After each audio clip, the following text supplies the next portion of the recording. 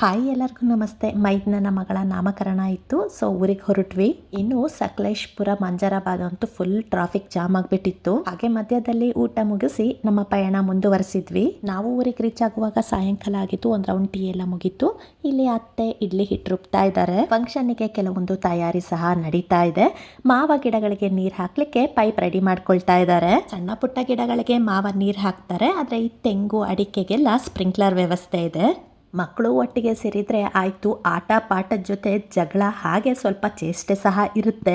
ಮನೆ ತುಂಬಾ ಜನ ಇದ್ದಿದ್ರಿಂದ ಕೆಲಸ ಸಹ ಬೇಗ ಬೇಗ ಆಗ್ತಿತ್ತು. ಮಕ್ಕಳಿಗೆ ಆಟ ಆಡ್ಸೋರು ಸಹ ತುಂಬಾ ಜನ ಇದ್ರು. ಅಡುಗೆ ಭಟ್ರು ರಾತ್ರಿ ಊಟಕ್ಕೆ ರೆಡಿ ಮಾಡ್ತಾ ಇದ್ರು. ಅಕ್ಕ ಇಲ್ಲಿ ಅವರೆಕಾಳು ತೊಳಿತಾ ಇದ್ದಾರೆ, ಹಾಗೆ ನಾನು ಚಾ ರೆಡಿ ಮಾಡಿದೆ. ನೆಕ್ಸ್ಟ್ ಡೇ ನಾಮಕರಣ ಬೇಗ ಇದ್ದಿದ್ರಿಂದ ಹಿಂದಿನ ದಿನನೇ ಡೆಕೋರೇಷನ್ ಸಹ ರೆಡಿ ಆಗ್ತಾ ಇತ್ತು. ಅಪ್ಪ ಮಾವನ ಮಾತುಕತೆ ಸಹ ನಡೀತಾ ಇದೆ. ಇಷ್ಟೆಲ್ಲ ಆಗೋಷ್ಟರಲ್ಲಿ ಊಟದ ಟೈಮ್ ಸಹ ಆಯ್ತು. ಒಂದ್ಸಲಿ ಮನೆಯವರು, ಮಕ್ಕಳು, ಅಡುಗೆ ಭಟ್ರು ಎಲ್ಲ ಊಟಕ್ಕೆ ಕೂತ್ರು. ನಾವು 3 ಜನ ಸೊಸೆಯಂದಿರು ಊಟಕ್ಕೆ ಬಡಿಸಿದ್ವಿ.